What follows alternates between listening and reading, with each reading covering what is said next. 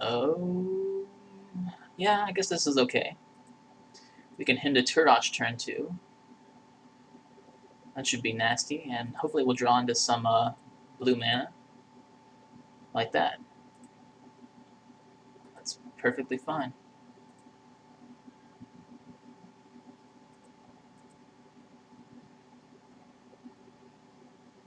So, if Mifoy is watching this, I have not gotten Mana Screed except for one game. These dual lands have been awesome. Let's see what we get here. Bone Shredder and a Swamp. Okay. And he starts digging with the Sylvan Library.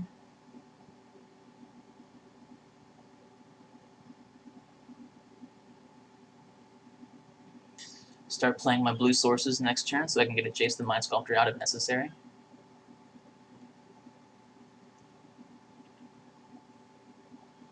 And Jace the Mind Sculptor is, I think, more efficient than the Sylvan Library.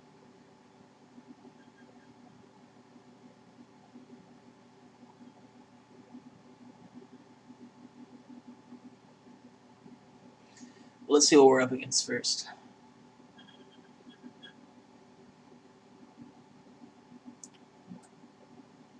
This is a sweet card, though.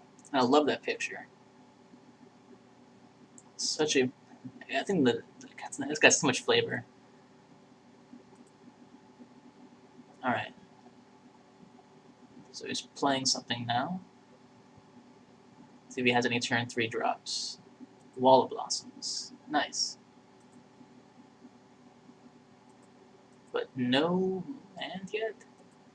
No land. That's awkward for him. That's for sure.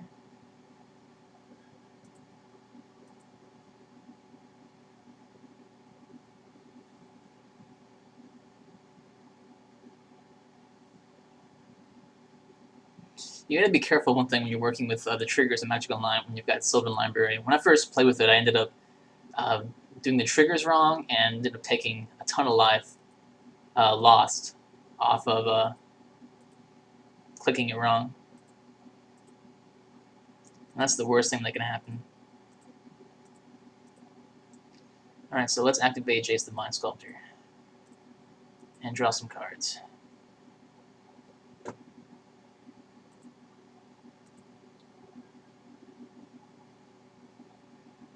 Okay.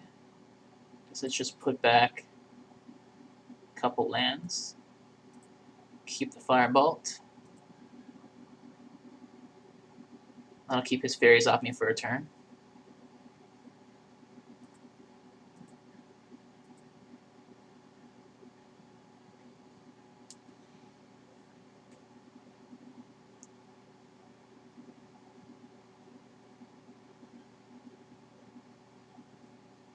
Let's see what he's gonna do.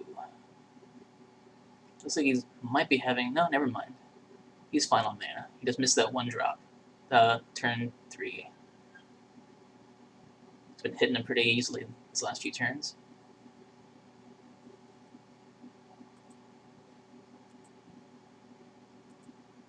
Okay. Let's draw 3 cards. Consuming Vapors. Huh. Okay, let's put the lands back again.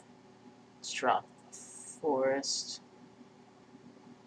Fireball to Fairy.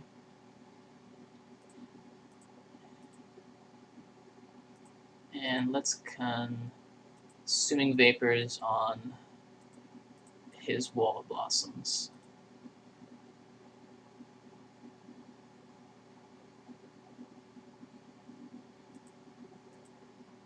And the nice thing about Bitter Blossom is at least I'll have a target if he doesn't, if he for an instance chooses not to play another creature this turn.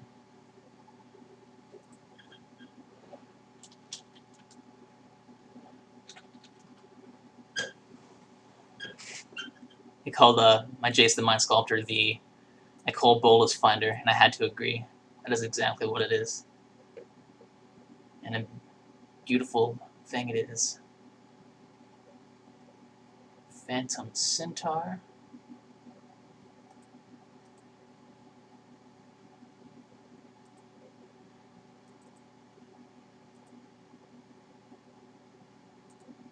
Alright, so I'm going to kill his fairy, but his Phantom Centaur is going to be okay. And that's kind of a shame.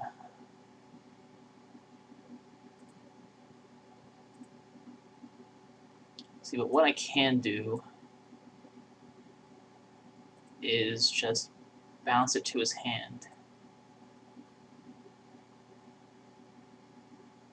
1, 2, 3. Yeah, that's fine.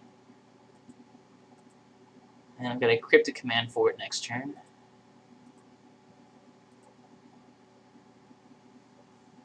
I'll spend another turn playing it. I'll cryptic command and draw a card, and be looking a little bit better.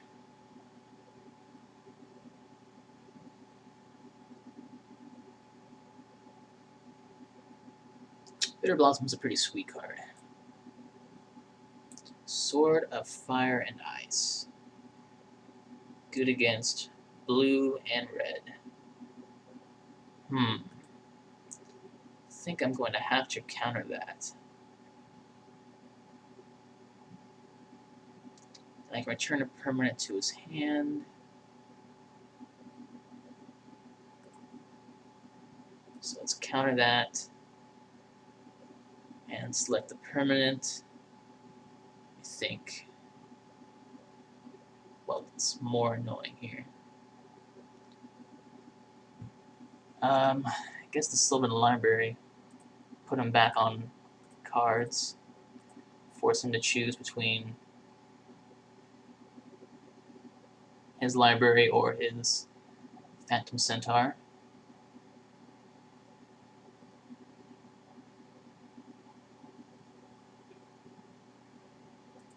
Regrowth on the sword. Clever. Very clever.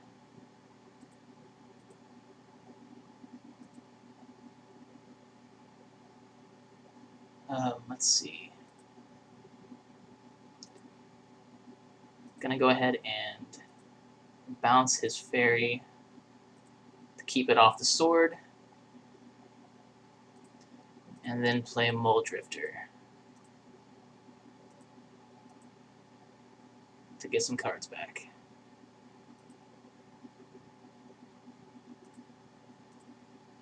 Okay.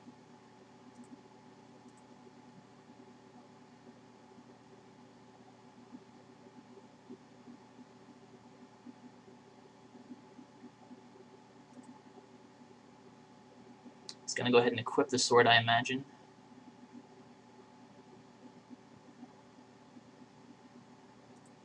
Yep. Nothing I can do about that.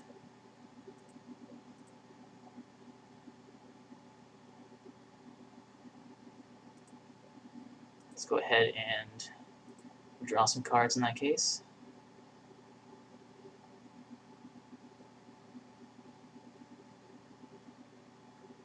Deals 4 damage to each other creature. That's not gonna kill him. That's not gonna kill him. Let's put those back. Let's see. A 1 can do 1, 2, 3, 4, 5, 6, 7 damage. 8. Okay. Let's Prophetic Bolt. And look at the top 4 cards. Good. I don't need any of these. I'll just take 1 and put the rest on the bottom. Don't want to keep drawing into lands. And let's throw down a Dimir Signet. And pass.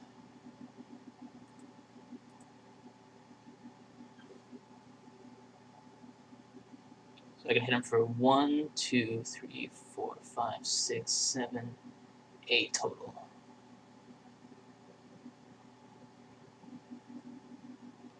It's going to kill the Jace the Mind Sculptor this turn. And I'm not sure what I'll be looking at. Exhume. don't think I have any creatures, so that works for him.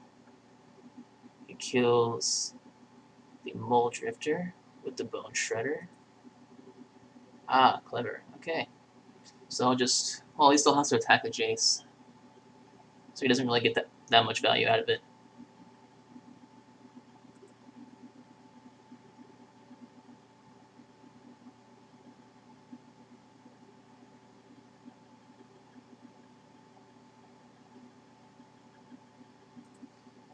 But he chose not to. Chose to just go ahead. Yeah, never mind. He doesn't have to attack the Jace. He can just do the damage to Jace. I forgot all about that. Best of both worlds. That's why I think Sword of Fire and Ice is probably the strongest sword they've made so far. In my opinion, based on what I've seen.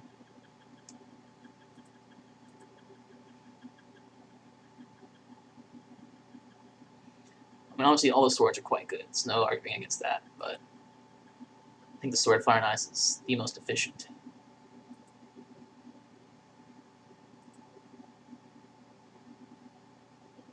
Alright, so we have a choice of... Get 1, 2, 3, 4, 5, 6, 7, 8, 9, 10. 10 land. Play the Crater Hellion. What will that do?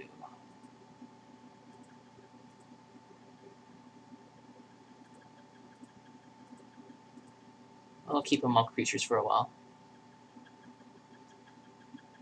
It won't kill his Sword of Fire and Ice Fairy, but it'll kill the rest.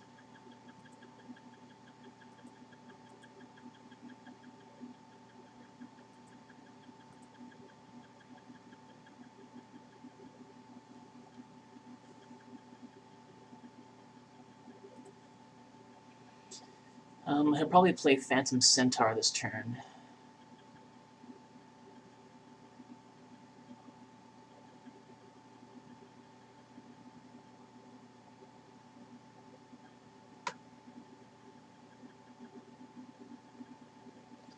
I can just wait a few turns until his, Oh no, he'll play the Necromancy on the Bone Shredder, I guess.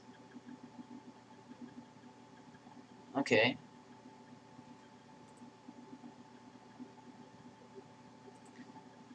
I can do 1, 2, 3, 4, 5, 6, 7, 8, 9, 10. I think I can kill him next turn, actually.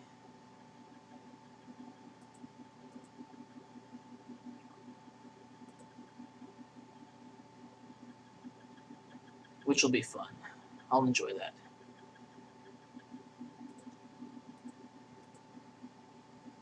Okay. It's got 3 mana. Can I move the sword to... No, let's make Call the Herd. A bit more action. Alright, so let's make sure I can do this first.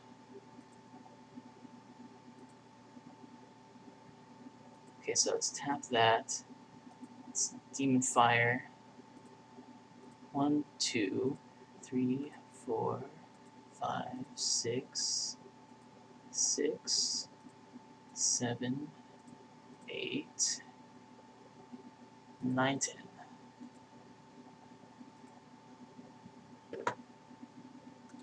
Good game.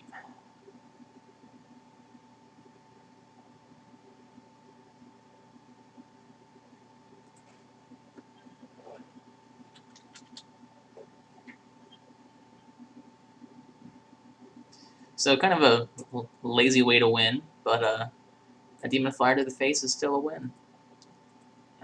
Let's see what I've got. Black Sun Zenith. That would have killed the fairy that next turn. Just Bellerin, Cave, Fleshback Marauder. So there's Nicole Bolas. A few more turns. But anyway, that's the Grixis deck, and wow, I would say it did amazingly well again. And 3 colors worked out beautifully. No problems with mana. The signets and the duels did their job.